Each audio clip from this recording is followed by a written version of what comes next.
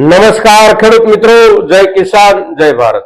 ખેડૂત ભાઈઓ, આજે તારીખ 19 જાન્યુઆરી 2025 રવિવારનો દિવસ છે અને આપણા કપાસના ભાવોમાં ગયું અઠવાડિયું અને ગયા અઠવાડિયાની પહેલાના દિવસો એકંદર જે ગયા છે એના આધારે હવે પછી આપણને બજારમાં સુધારો જોવા મળે તો ક્યારે મળે એના ઉપર આપણે આજના દિવસે ચર્ચા કરીએ છીએ મિત્રો। તો આપ સૌ મિત્રો આ વિડીયોમાં અવશ્ય બન્યા રહેજો।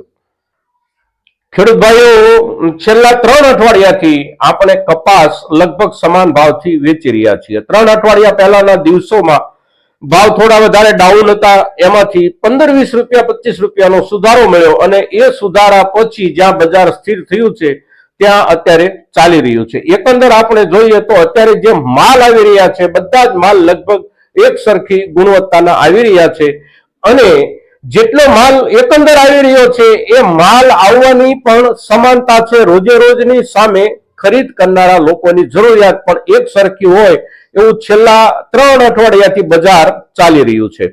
કોઈ મોટો વિશેષ માલની આવકમાં વધઘટનો આંકડો નથી આવતો, સાથે સાથે ખરીદદારો પણ વધારે કે ઓછું ખરીદવા તરફનું એમનું વલણ નથી। જેટલો માલ આપણો જાય છે એટલો માલ માર્કેટમાં એક સરખા ભાવથી વેચાઈ રહ્યો છે। માનો કે 1300 રૂપિયાની ક્વોલિટી છે તો એ 2 અઠવાડિયા પહેલા 1300 માં વેચાતી હતી, આજે પણ 1300 માં વેચાય છે। 1450 સુધી જે માલ વેચાતા હતા એ જ માલ આજે પણ 1450 સુધી વેચાઈ રહ્યા છે। તો હવે આ સ્થિતિમાંથી સુધારા તરફની જે આપણી અપેક્ષા છે એની શરૂઆત ક્યારે થાય, આ સવાલ આપણા સૌના માટે સૌથી અગત્યનો હોય છે। હવે બજાર સાથે જોડાયેલા જે મુદ્દાઓ હોય છે એમાં સૌથી મોટો મુદ્દો ઉત્પાદન અને જરૂરિયાત, આ બેની વચ્ચેનો જે સંબંધ છે એ બજાર હોય છે અને એ બજાર અત્યારે લગભગ બંને બાજુથી સમાંતર રૂપમાં ચાલી રહ્યું છે। બજારને જેટલી માલની જરૂર છે એટલો માલ આપણા તરફથી બજાર સુધી પહોંચી રહ્યો છે।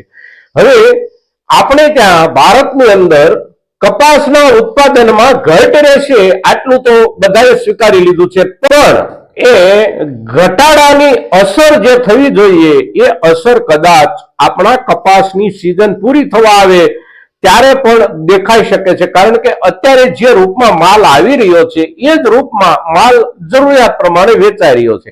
એટલે જેટલી જરૂરિયાત છે બજારની એટલો માલ આપણા તરફથી બજારમાં જઈ રહ્યો છે। જે ક્વોલિટી જઈ રહી છે એ ક્વોલિટી પણ લગભગ સમાન ધોરણે જઈ રહી છે। હવે આ સ્થિતિમાં સુધારા માટેની શક્યતાઓ માત્ર 2 છે। એક, આપણા તરફથી પુરવઠો ઘટતો જાય, જેમ જેમ પુરવઠો ઓછો થતો જાય તેમ તેમ બજારને થોડા સુધારા તરફ આગળ વધવાની જરૂર ઊભી થાય। બીજું, આપણા તરફથી માલ બજાર સુધી જવામાં ઘટાડો ન થાય પણ વિદેશમાંથી જે આયાતો થઈ રહી છે, આયાતો ખૂબ મોટા પ્રમાણમાં થઈ રહી છે, કારણ કે દુનિયાના કેટલાક દેશો જે નવા કપાસના ખેડૂતો થયા છે, બ્રાઝિલ હોય, આર્જેન્ટિના હોય કે અમેરિકાનો પણ કેટલોક વિસ્તાર નવા ખેડૂત તરીકે કપાસના પાક તરફ જે વળ્યો છે, સાથે સાથે ઓસ્ટ્રેલિયામાં પણ નવા વાવેતરો ખૂબ મોટા પાયે 2 વર્ષ દરમિયાન શરૂ થઈ ચૂક્યા છે।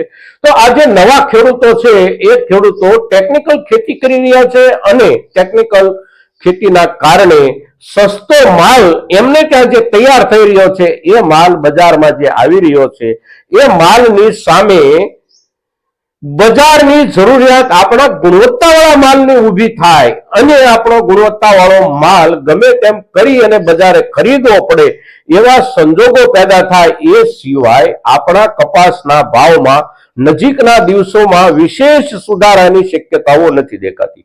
2 પૈકી એક વસ્તુ તો બનવી પડશે અવશ્ય। એક, કાં તો આપણા તરફથી માલનો પુરવઠો ઘટે, ખેડૂતો તરફથી વેચાણ ઓછું થાય, અને બીજું, આંતરરાષ્ટ્રીય બજારમાં જે માલ સસ્તો આવી રહ્યો છે એની ગુણવત્તાની સામે આપણા દેશના પાકની ગુણવત્તાની જરૂરિયાત બજારમાં ઊભી થાય તો ગુણવત્તાના હિસાબે આપણા માલના ભાવ આપણને વધારે મળી શકે છે। મિત્રો, અત્યારના સમયે આપણે બજારને જે રીતે ચાલી રહ્યું છે એ રીતે આપણી જરૂરિયાતના ધોરણે આપણે નિર્ણય કરવાનો રહે છે।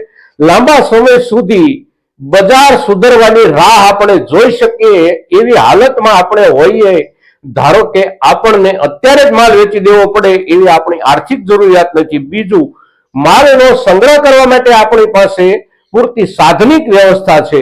આ બંને પ્રકારની સુવિધાઓ જે ખેડૂત મિત્રો પાસે હોય એ ખેડૂત મિત્રો લાંબા સમય સુધી માલનો સંગ્રહ કરવાનું વિચારી શકે છે. પણ આ બે પૈકી એકાદ અગવડ જે ખેડૂત અનુભવતા હોય એ ખેડૂતો જ અત્યારે બજારમાં માલ લઈને આવી રહ્યા છે, અને એ માલ જે બજારમાં આવી રહ્યો છે એ માલ બજારની જરૂરિયાત જેટલો આવી રહ્યો છે એટલે બજાર નજીકના દિવસોમાં વધારે સુધરી શકે આવી કોઈ શક્યતા અત્યારે દેખાતી નથી.